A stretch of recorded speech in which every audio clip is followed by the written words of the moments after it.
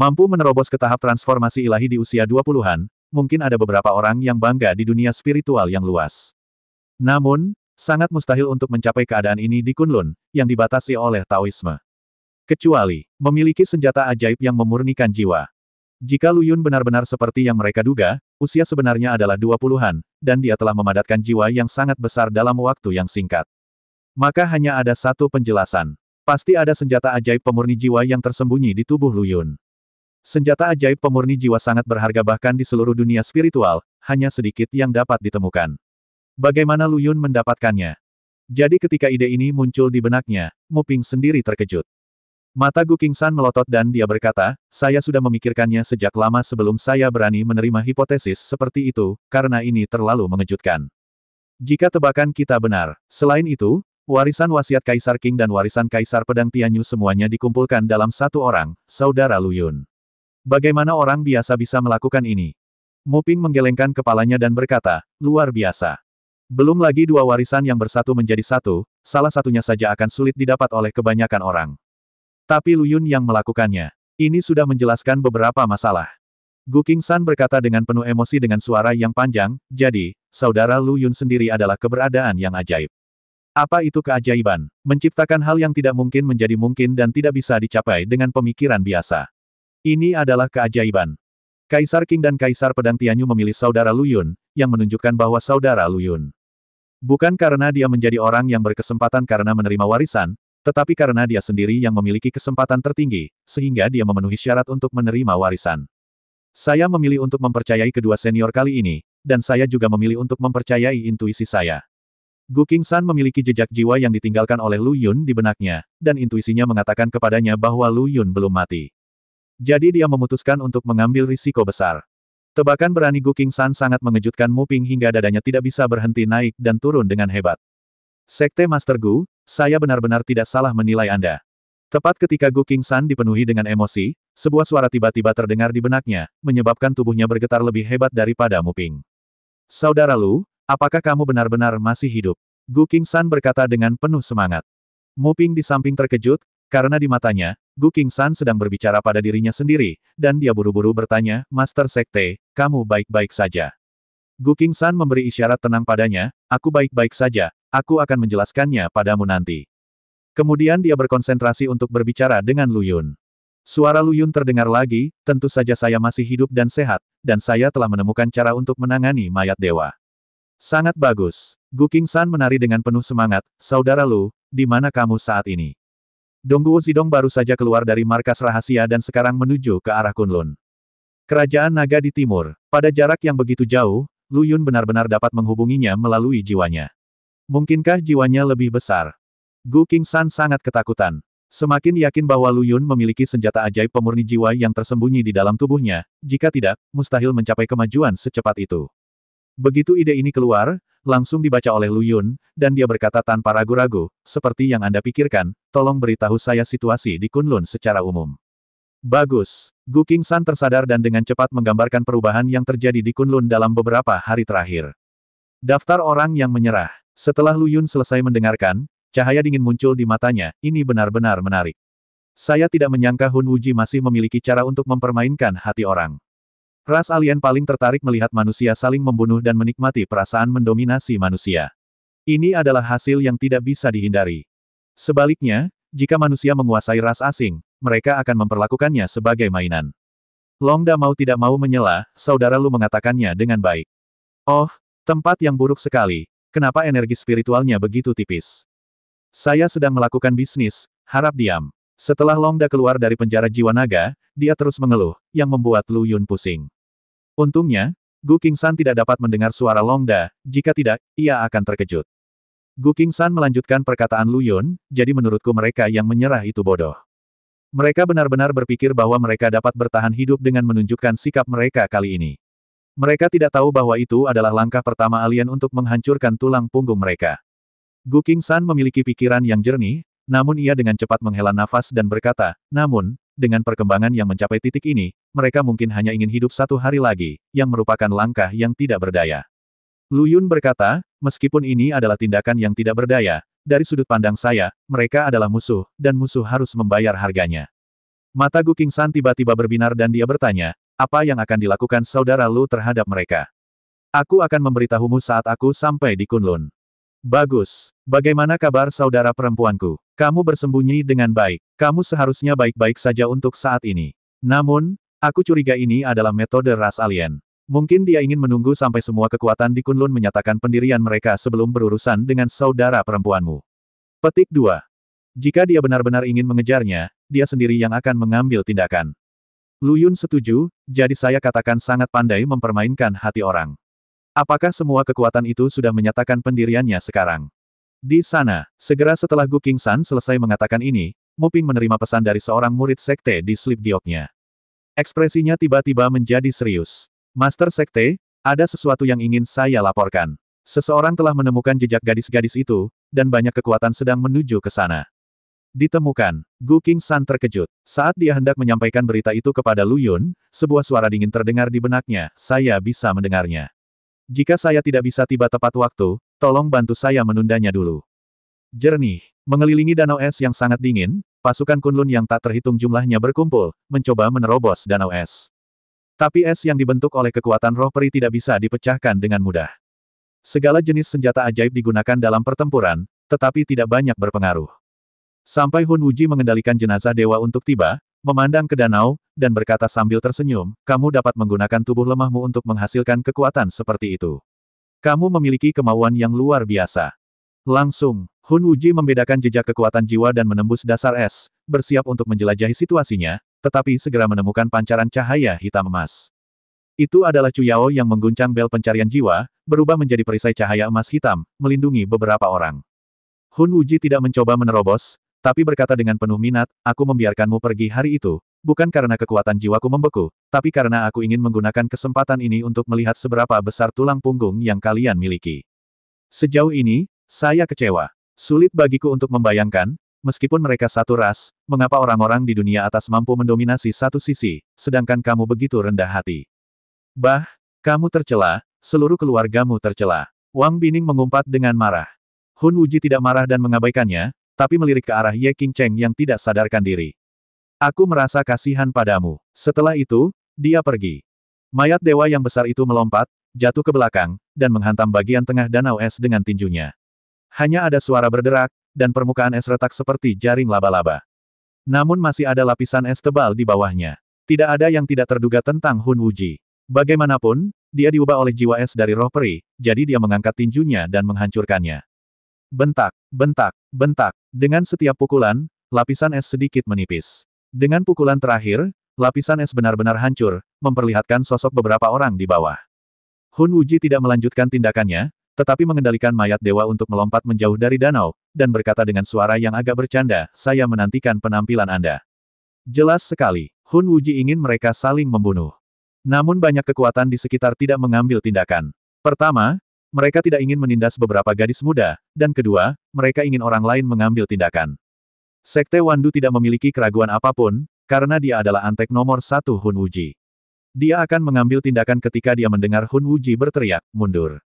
Kata-kata itu jatuh. Kilatan kekuatan jiwa seperti guntur, menembus ke dalam pikiran anggota kekuatan tertentu dan langsung merenggut nyawa orang tersebut. Semua orang merasa ngeri. Saya mendengar suara dingin Hun Wuji berkata, jika Anda tidak mengambil tindakan, maka saya hanya dapat memilih penonton yang beruntung secara acak. Terserah Anda apakah mereka mati atau Anda mati. Segera, segala macam keheningan. Harganya adalah anggota pasukan lainnya akan mati. Akhirnya, seseorang tidak tahan lagi dan berdiri dan berkata, karena semua orang tidak mau mengambil tindakan, biarkan aku menjadi penjahatnya, jika tidak, lebih banyak orang yang tidak bersalah akan mati. Orang ini berasal dari Sekte Kuangdao kelas 2 di Kunlun, bernama Hong Biao. Dia menghunus pedang dari pinggangnya dan menebas ke bawah. Pedang itu tajam dan secepat hantu. Dentang. Tiba-tiba terdengar simfoni keras antara emas dan perak, dan Hong Biao menebaskan pedangnya, namun terlempar ke belakang, ekspresinya tiba-tiba menjadi jelek. Saya melihat seorang wanita cantik dan cantik berdiri dengan pedang di depan beberapa orang, itu adalah Lu Qinghe. Mama, Wang Bingning sedang dalam suasana hati yang masam dan benar-benar tidak ingin melihat ibunya mati bersamanya, tetapi Lu Qinghe berbalik dan berkata dengan sangat lembut, Bingning, selama ibu masih bernapas, mereka tidak akan pernah mengizinkannya, mereka untuk menyentuhmu. Tambahkan aku satu. Mo Wensan juga muncul setelah Lu Qinghe. Nyonya Lu, tolong jangan mempersulit saya. Hong Biao berkata dengan wajah jelek. Dia tahu dia bukan tandingan Lu Qinghe, tapi dia sudah menghunus pedangnya. Lu Qinghe tidak menjawab, tapi diam-diam menjaga gadis-gadis itu, cahaya pedangnya bersinar sedingin matanya. Dia menunjukkan sikapnya melalui tindakan. Hong Biao tidak bisa turun dari harimau itu. Saat ini, Hun Wuji tertawa dan berkata, haha, ini semakin menarik. Ayo kita dapatkan satu orang lagi, 1 lawan 1. Hun Wuji sepertinya menganggap ini sebagai kenikmatan visual. Namun, orang yang muncul setelah Hong Biao melebihi ekspektasi semua orang. Mo Rongji, seorang anggota keluarga Mo dari Akademi Yunsan. Setelah Mo Wensan mengumumkan pengunduran dirinya sebagai kepala keluarga Mo, orang ini adalah yang paling vokal, dan kemungkinan besar dia akan mengambil alih posisi Mo Wensan. Saya tidak menyangka dia akan berdiri begitu bersemangat. Wajah Lu Qinghe dingin, dan dia tidak tahu bagaimana mengungkapkan kemarahan di hatinya. Pada akhirnya, itu hanya berubah menjadi 3 kata, dan dia mengertakkan gigi dan meludah, oke. Bagus sekali. Petik 2. Tapi Mo Rongji berkata dengan polos, Nyonya Lu, kamu tidak bisa menyalahkanku. Kalian berdua berlari keluar untuk melindungi mereka saat ini. Jika aku tidak berdiri, orang lain pasti akan berpikir bahwa ini adalah sikap keluarga Mo kita. Mo Rongji dengan sengaja meninggikan suaranya, belum lama ini, Mo Wensan dan Lu Qinghe mengumumkan pengunduran diri mereka dari keluarga Mo, jadi pilihan mereka tidak ada hubungannya dengan keluarga Mo. Haha, kamu mengatakannya begitu keras, apakah kamu takut pemilik anjingmu tidak dapat mendengarmu?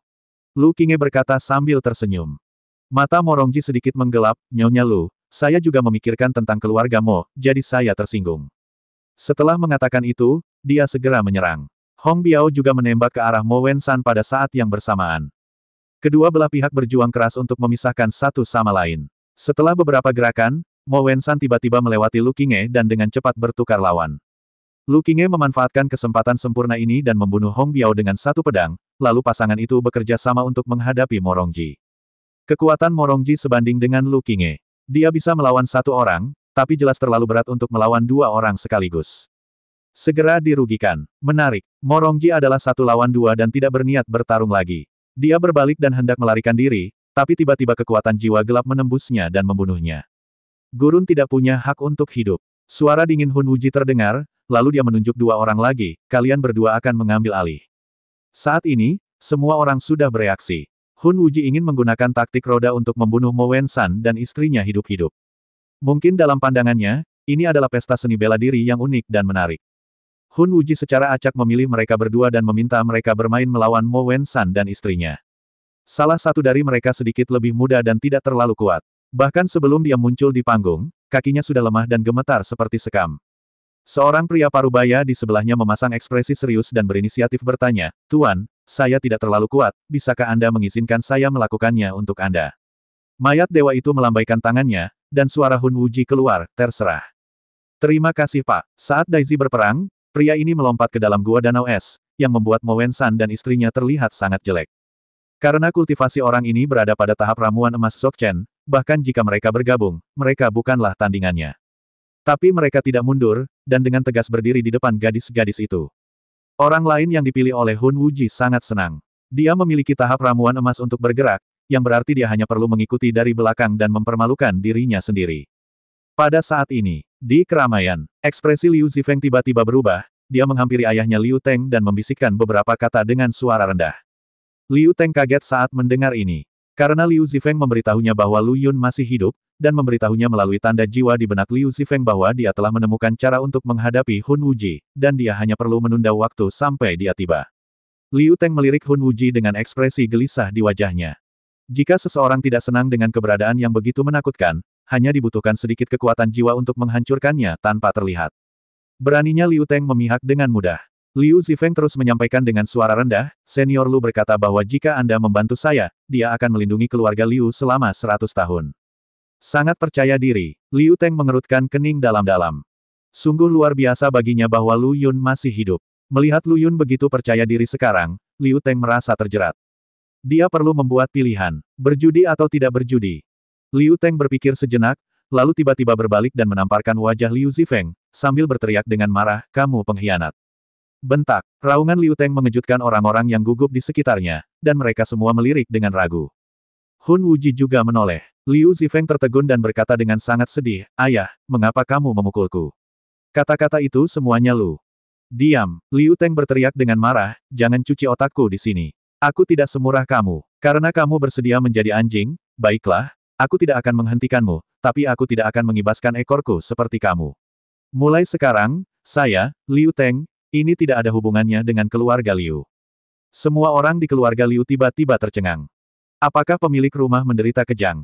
Bagaimana dia bisa tiba-tiba mengatakan hal gila seperti itu? Setelah Liu Teng banyak mengumpat, dia melompat ke dalam gua es dan berkata dengan keras, Mo Wen-san, Nyonya Lu, saya di sini untuk membantu Anda. Petik 2, petik 2. Mo Wen-san dan Lu Qingye memandang Liu Teng dengan heran, bertanya-tanya apa yang terjadi dengan orang ini. Itu luar biasa. Ketika Hun Wuji melihat pemandangan seperti itu, bukannya marah, dia malah tertawa terbahak-bahak dan berkata, haha, oke, semakin hidup semakin baik, aku hanya ingin melihat betapa menyedihkannya kalian manusia, hanya demi apa yang kalian sebut integritas. Ia mengendalikan mayat dewa dan melambaikan tangannya, satu orang lagi, itu kamu. Jadi orang lain ditunjuk. Liu Teng telah memperhatikan gerakan Hun Wuji dengan penglihatan tepinya, dan dia merasa lega saat melihatnya seperti ini. 3 orang yang naik ke atas sangat menderita, dan ekspresi mereka sangat putus asa. Liu Teng berasal dari sekte rahasia keluarga Liu, memiliki metode rahasia pewarisan darah, dan kekuatan tempurnya sebanding dengan jiwa baru lahir tengah. Bagaimana mereka bisa menjadi lawan mereka? Tapi tidak ada kemunduran, yang ada hanyalah pertarungan. Hasilnya sudah jelas. Sebelum Mo Wen-san dan istrinya dapat mengambil tindakan, dada mereka bertiga ditusuk oleh kekuatan darah yang panjang yang dipadatkan oleh Liu Teng. Bunuh 3 burung dengan 1 batu. Mati karena marah. Ada keheningan yang mematikan di sekitar, dan semua orang terkejut. Intervensi Liu Teng menyebabkan perubahan situasi pertempuran yang mengejutkan, dan ditakdirkan untuk menyebabkan lebih banyak pertumpahan darah. Maka beberapa orang mulai membujuk, termasuk banyak anggota keluarga Liu. Mereka tidak mengerti mengapa Liu Teng melakukan ini. Tentunya selama beberapa orang itu terbunuh, masalah ini akan selesai, namun mereka tetap harus melawan dan membiarkan lebih banyak orang kehilangan nyawa. Namun, Hun Wuji sangat menikmati momen ini dan berteriak, diam, semuanya. Siapapun yang berani mengucapkan sepatah kata pun akan mati. Tidak ada lagi yang berani bicara omong kosong. Hun Wuji memerintahkan 3 orang lagi untuk naik ke panggung. Ketiga orang itu begitu ketakutan sehingga mereka berbalik dan mencoba melarikan diri. Namun, mereka dibunuh oleh Hun Wuji di tempat, dengan darah berceceran di lantai. Pesan 3 orang lagi. Ketiga orang ini tidak berani bertindak gegabah lagi, sehingga mereka harus naik panggung dengan patuh. Pesan 3 orang lagi. Bunuh lagi. Hun Wuji sepertinya merasa ini belum cukup. Setelah mengangguk pada mereka berdua, tatapannya yang dalam tiba-tiba menyapu keluarga Liu dan akhirnya mendarat pada seorang lelaki tua. Itu kamu, ayolah. Semua orang di keluarga Liu langsung terkejut. Ekspresi Liu Teng juga berubah drastis. Karena orang yang ditunjukkan Hun Wuji kali ini tidak lain adalah ayah Liu Teng, Liu Changfeng. Dia mengenakan pakaian biasa dan memiliki rambut putih yang merupakan perubahan hidup. Aduh, Liu Changfeng tidak banyak bicara, dia hanya menghela nafas pelan, lalu kainnya berkibar dan jatuh ke dalam gua es. Ayah, Liu Teng tersedak. Tidak perlu bicara lagi, ambil tindakan saja. Liu Changfeng berkata dengan lembut. Ketika semua orang melihat adegan ini, mereka tidak bisa menahan diri untuk tidak bergerak dalam hati. Ketika ayah dan anak saling membunuh, tidak peduli siapa yang hidup atau mati, itu merupakan pukulan psikologis yang menyakitkan bagi pihak yang masih hidup. Liu Teng menolak mengambil tindakan, matanya penuh perlawanan. Liu Changfeng menegur dengan suara dingin, sejak Anda mengumumkan perpisahan Anda dari keluarga Liu, nasib antara Anda dan saya sebagai ayah dan anak secara alami telah terputus. Tidak perlu berbelas kasih sebagai seorang wanita. Demikian pula, saya tidak akan menahan diri. Saya akan memperlakukan Anda sebagai pengkhianat bagi keluarga Liu kami. Jika kamu berhati lembut, kamu pasti akan mati.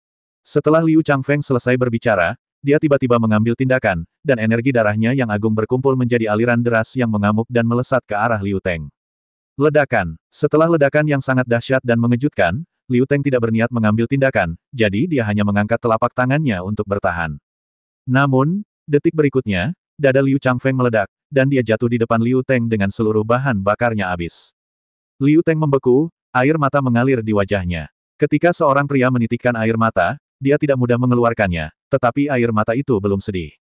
Agar tidak mempersulit dirinya, sang ayah justru menamparkan dadanya sendiri pada momen perkelahian tersebut. Ayah, kenapa? Tenger, kamu bukan orang yang bingung. Aku percaya dengan semua yang telah kamu lakukan dan aku bangga padamu. Tahan air matamu dan jangan membuat orang lain tertawa. Liu Changfeng memandang Liu Teng dengan senyum bahagia, dan menggunakan kekuatan terakhir di tubuhnya untuk menghiburnya. Kemudian, dia menutup matanya dengan damai. Liu Teng memeluk tubuh ayahnya dan terus menangis. Matanya menjadi sangat merah, dan pada saat yang sama dia menjadi lebih bertekad. Membunuh. Liu Teng mengangkat mata merahnya dan melihat kedua orang lainnya, langsung menyebabkan mereka menjadi pucat karena ngeri. Sebelum Fucer dapat berbicara, Liu Teng merobeknya menjadi beberapa bagian dengan tangan kosong dan membaginya menjadi 4 bagian. Hun Wuji memandang Liu Teng yang telah berubah menjadi binatang buas, dan sangat puas. Apakah ini kekuatan amarah? Haha, ayolah, aku akan membiarkanmu membunuh sebanyak yang kamu bisa hari ini. Sebenarnya tidak lagi memerintahkan orang, tapi langsung mengambil tindakan, memilih 3 orang secara acak dan melemparkan mereka menuju gua es. Wow, tubuh ketiga orang itu terkoyak dalam sekejap, dan darah berkumpul di satu tempat dan jatuh seperti air terjun. Adegan berdarah seperti itu membuat takut semua orang sampai mati. Hun Wuji tidak mudah diajak main-main, dan Liu Teng juga tidak mudah diajak main-main. Apalagi yang bisa mereka lakukan selain lari demi nyawa. Jika 1 atau 2 orang gagal, maka sekelompok orang akan melarikan diri pada saat yang bersamaan.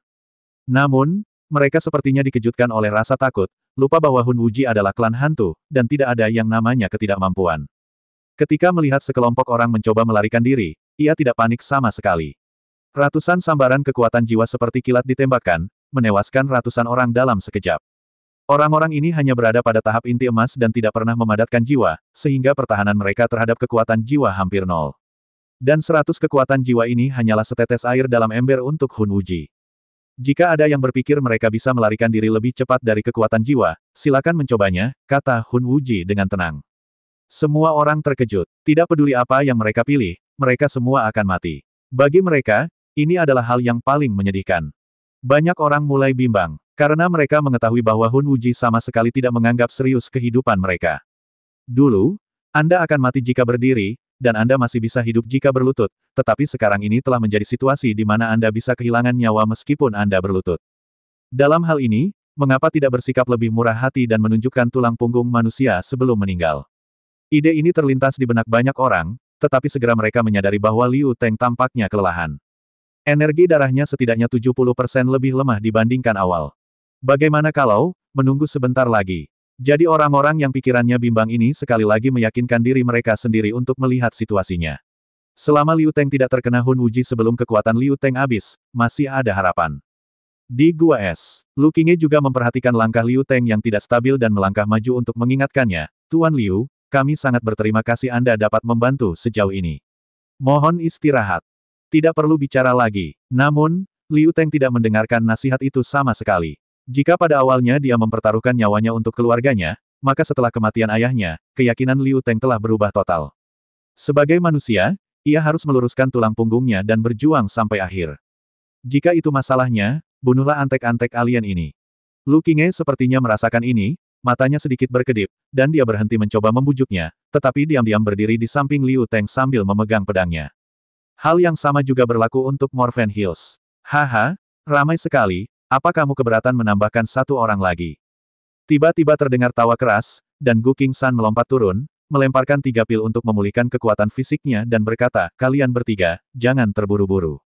Karena alien ingin menonton pertunjukan, kami akan membiarkan mereka cukup tonton dan konsumsi perlahan. Petik 2.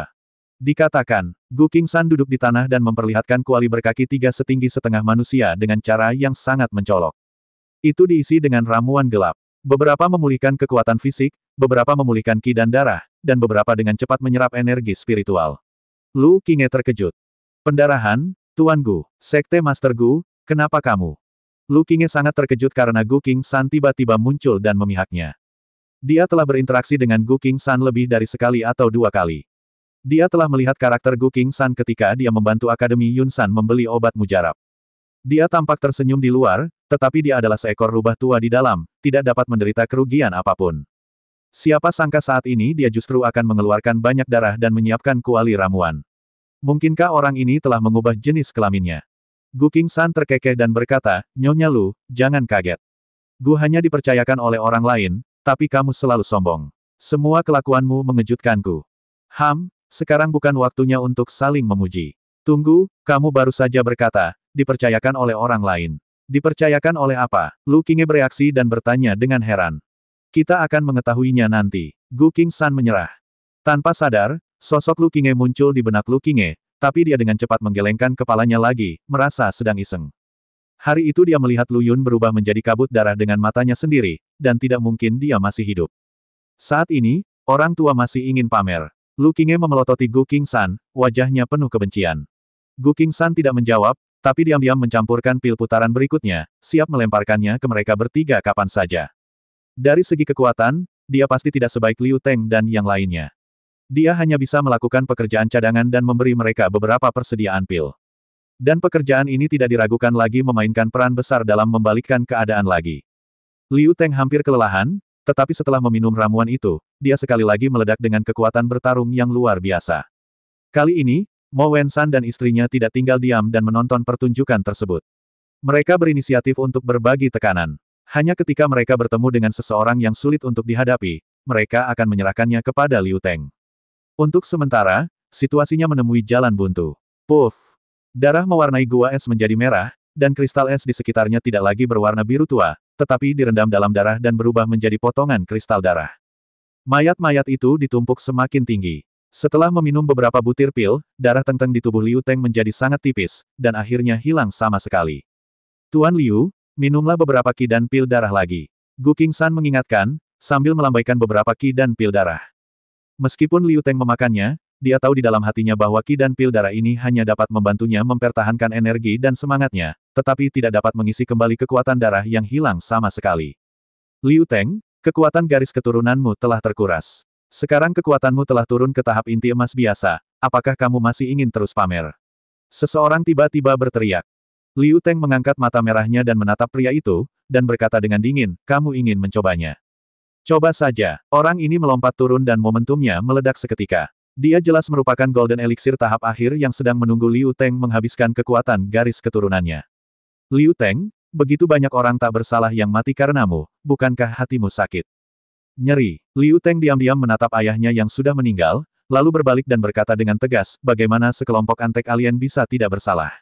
Saya membunuh mereka, apa gunanya merasa sedih? Haha, kamu benar sekali. Kami adalah antek ras asing, begitu pula Liu Changfeng. Diam, jangan bandingkan ayahku denganmu. Liu Teng meraung marah, wajahnya terlihat lebih garang. Kamu bahkan membunuh ayahmu sendiri, kamu tidak layak menjadi anak manusia. Diam, perubahan suasana hati Liu Teng menjadi semakin ganas, seperti binatang buas, menatap pembicara dengan darah menetes dari matanya. Lu Qingye berkata, Tuan Liu, harap tenang. Orang ini pandai menyerang pikiran orang. Dia dengan sengaja memengaruhi emosi Anda. Bagaimana Liu Teng bisa mendengarkan? Dia belum pulih dari emosi kehilangan ayahnya. Sekarang orang lain datang dan menuduhnya membunuh ayahnya. Begitu pikirannya tidak jernih, pasti akan ada kekurangan yang terungkap. Selain itu, saat ini, kekuatan garis keturunannya telah habis dan tidak ada bonus kekuatan serangan. Dan pihak lain adalah Golden Elixir tahap akhir. Dengan kekuatan yang sama, pihak yang tidak sabar secara alami akan menderita. Setelah beberapa gerakan, Liu Teng mengalami pukulan keras. Dadanya langsung tenggelam dan dia memuntahkan darah.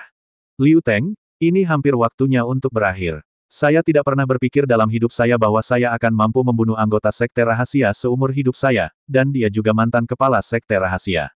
Yang paling penting adalah aku membunuhnya di bawah hidung keluargamu. Ramuan emas ini sangat bangga pada tahap selanjutnya sehingga dia akan bergegas maju untuk mengakhiri hidup Liu Teng, tetapi dihadang oleh pedang. Lu Qingye lah yang menghadapi lawannya. Melihat Liu Teng berada dalam situasi yang buruk, dia bergegas untuk memblokir suatu gerakan. Berdengung, gagang pedangnya bergetar, dan darah tumpah dari mulut harimau Lu Qingye. Kesenjangan antara Golden Elixir akhir dan Golden Elixir tengah cukup besar. Nyonya Lu, pria itu menoleh untuk melihat ke arah Lu Qingye, dan dengan cepat melihat ke tubuh montok dan montok, dengan kilatan api di matanya tanpa menyembunyikannya. Sangat disesalkan. Pada tahap selanjutnya dari Jin Dan, dia mendecakkan lidahnya 2 kali dan tiba-tiba menamparkan punggung Lu Qingye dengan telapak tangannya, lalu melanjutkan mengangkat pisau dinginnya tinggi-tinggi, hendak menebas ke arah Liu Teng. Ledakan. Tiba-tiba, cahaya merah tua meledak, menyinari seluruh ruang gua es. Pedang mendiang pria Jin Dan jatuh, tapi tiba-tiba terpesona oleh kemunculan cahaya merah yang tiba-tiba. Dia sendiri kaget dan energi serta darahnya melonjak, membuatnya pusing. Apa yang terjadi? Semua orang terkejut dan bingung, menatap ke arah lampu merah. Ketika cahayanya mereda, mereka melihat dengan jelas bahwa itu sebenarnya adalah kuali alkimia merah. Kuali alkimia mendarat di atas Liu Teng, melindungi tubuhnya dengan ketiga kakinya. Pada saat yang sama, dengan mengandalkan tubuh kuali, ia memblokir serangan pedang Jin Dan selanjutnya. Ketika Gu Qingsan melihat penampilan alchemy cauldron dengan jelas, dia menjadi bersemangat. Kuali Qiankun Danyang. Dia datang? Haha, ia datang. Wei Hao. Tepat ketika semua orang bingung, benda lain jatuh dan menghancurkan tubuh Jin dan tahap akhir sebagai respons terhadap semua orang. Pupil semua orang gemetar dan mata mereka penuh dengan keterkejutan, karena yang muncul di depan mereka adalah monumen.